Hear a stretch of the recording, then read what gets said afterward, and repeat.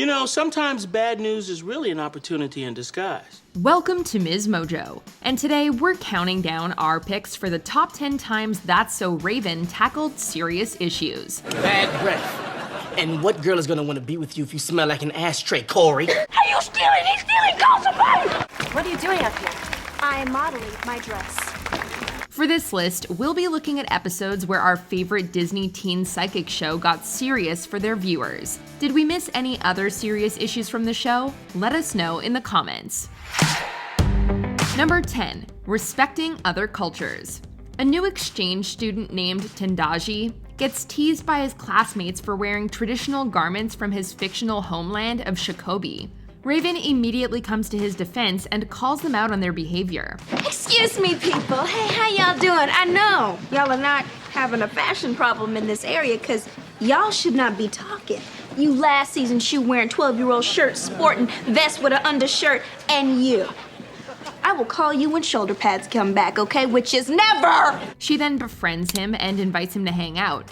But in typical Raven fashion, several misunderstandings lead to a marriage proposal. She doesn't even realize what she's agreed to until she's at her own wedding ceremony.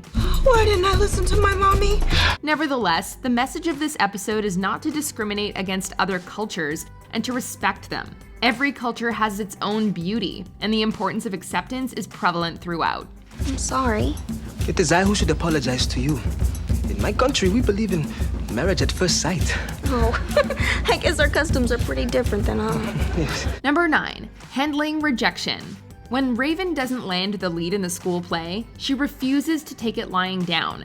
Then when she has a vision of her dad getting fired, she tries to prevent that from happening too. Of course, it has the opposite result, but at least it introduces us to Liz Anya. Does you know who I be? Does you listen to music? Do you watch TV? Do you carry a lunchbox? Her dad then sits her down to explain that rejection isn't always necessarily a bad thing. Sometimes it opens a door for opportunities you may have never even considered. The point of this whole thing is, life is gonna knock you down sometimes, and that's okay. But what's not okay is when you let life keep you down. Don't worry, everything's gonna be okay. I'm not gonna be down for long. With a new outlook on dealing with rejection, Raven decides to showcase her talents in the school play in a different way. Raven, these are wonderful. You got the job. Thank you. Oh, I forgot one. 1 second. Yo, Munchkin, get in here!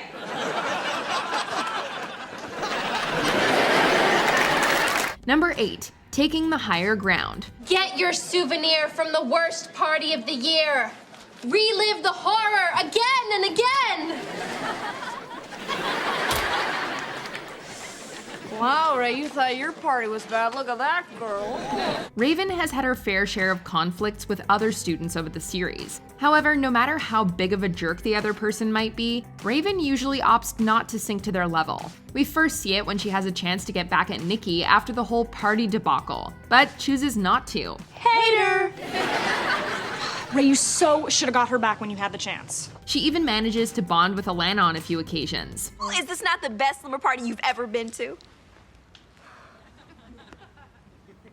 Well, between you and me, Raven, it's the only slumber party I've ever been to. Raven teaches us that while sometimes it can be tempting to fight fire with fire, it's usually not worth it. Instead, when they go low, we should still strive to go high. Number 7. Healthy eating. Admit it, when they introduced a food court to Bayside, you were a little envious. Ounce of meat, chicken chunkies, crispy town, Sugarville Express. It's paradise. However, as the episode progressed, you realize that it probably wasn't the best idea after all. At first, everyone except Chelsea is excited by the idea of all-you-can-eat junk food. However, the students soon become lethargic and unfit, and Raven sees the future for everyone's behinds. Oh, I saw the future and it was huge! It was like Attack of the Giant Booties. As the students prepare to vote on whether the food court stays or goes, Raven and Chelsea give them some food for thought, in a way that only they could. You can eat junk food once in a while, but if you eat it all the time, it can make you seriously sick. The kids are onto us. It's a disaster. This is gonna cost us zillions.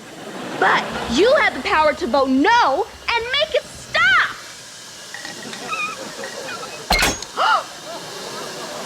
can't be good. Ultimately, the food court is found guilty of promoting an unhealthy diet. Number 6, protecting the environment. Chelsea Daniels was an eco-warrior long before environmental issues dominated our headlines. From a young age, she always looked out for the environment, as we see following a flashback to her 5th birthday. And that's right. I blame you for global warming. She was the president of her school's Greenery Preservation Club and never missed an opportunity to educate others on the importance of conservation. After all, who could forget her opera about acid rain or the song On Top of Old Okie? I'm a sad little tree in pain because I'm dying from acid rain. And remember that time we met her friend from vegetarian camp? We'll go to the food court, and they just opened a brand new orange smoothie. You guys, totally vegetarian, okay? And they come with those little crazy straws. Yeah. Oh, but do you know where those crazy straws end up? No? In a whale's blowhole. Perhaps we didn't notice at the time, but for 4 seasons, the writers often advocated for environmental preservation. At least somebody gets it. Number 5, Black History Month. Corey, don't you want to celebrate your history? I get enough of that in school. Airing during Black History Month, this episode's subplot sought to educate audiences on historical and influential Black Americans. Corey needs to choose someone to write a report about, but he's uninspired. Victor tells him that learning about Black history is a privilege that he didn't have during his school days, but Corey remains hard-headed. They didn't teach us that there were Black scientists or inventors or statesmen. Now look, we've come a long way, but you need to learn to appreciate it. I want you to write a real report, and I don't care how long it takes you to do it. You got it? Yes, sir. However, Frederick Douglass then visits him in a dream and introduces him to several important Black Americans throughout history. After that, he can't wait to get to work. There's a lot we can learn from this episode. I gotta get to work. For example, if you love ice cream, you have Augustus Jackson to thank. Figures a brother would invent something so cool. Number 4, smoking. Is your dad home? No. Good. Mind if I smoke? Yeah, sometimes you got... What? As Raven's audience matured, so did the themes and content of the show. In the series finale, Corey reconnects with an old girlfriend, only he's horrified to learn that she's bowed to peer pressure and started smoking. Look, if your parents ever found out... Corey, please promise me you won't tell my parents or anyone else about this. Please? All right, I promise. But look, your smoking days, they're over, okay? However, thanks to a string of misunderstandings, Raven believes that Corey's the one smoking and decides to hold an intervention.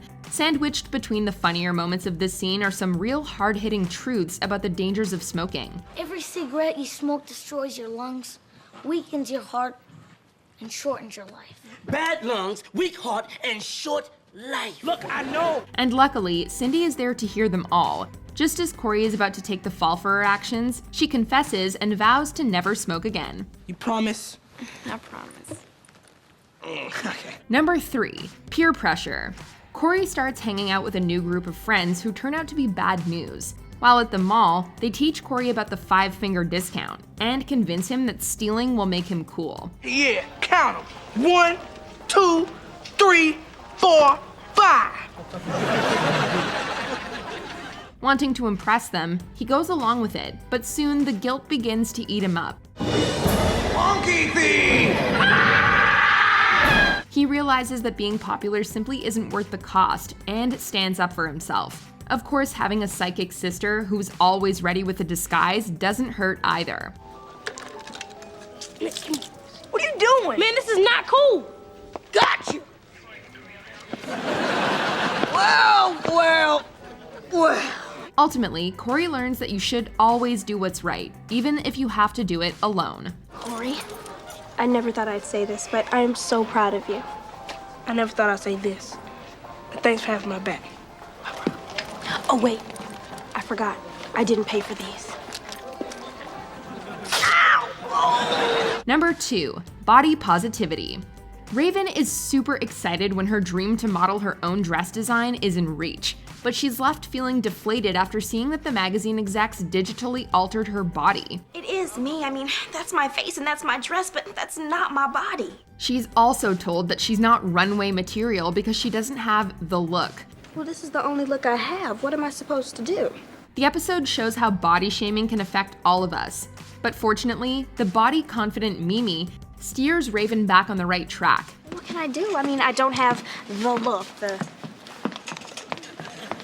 That may be the look, but it's not the only look. The fashionista decides to follow her dreams after all, and has a few choice words for the magazine's editor-in-chief. Because in case you haven't noticed, people come in all shapes and sizes, and they're all beautiful. Tell it, girl! Speak the truth! There wasn't a lot of body positivity in the 2000s, which is why this episode was so powerful.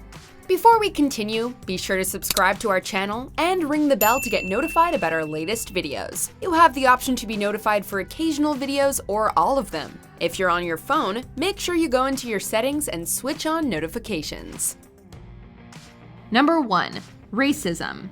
This episode was considered groundbreaking for its direct approach to discussing racism in the workplace. When Raven and Chelsea apply for the same job, only Chelsea gets hired, despite Raven clearly being the more qualified applicant. I thought so too. I did everything perfectly. There's gotta be some reason why you didn't get that job. But then Raven has a vision that shows why she didn't get the job. With some encouragement from her parents, Raven and her friends go on a sting operation to expose the racist store manager. Oh, do we have a problem, young lady? No, just keeping an eye out on the baldies, till my friend Raven gets here. I am your friend, Raven. What? Oh my gosh, Ray, what a cool disguise. I would have totally never guessed it was you. I got it from the Halloween store. The writers don't sugarcoat this serious subject, nor do they talk down to their audience. Rather, they expertly balance entertainment and education in a way that only Raven & Co. could. As a result of this investigation, the manager, Chloe Hunter, has been fired, and the company has issued a public apology. See, you guys can make a difference. You guys showed a lot of courage. Do you agree with our picks? Check out this other recent clip from MsMojo and be sure to subscribe and ring the bell to be notified about our latest videos.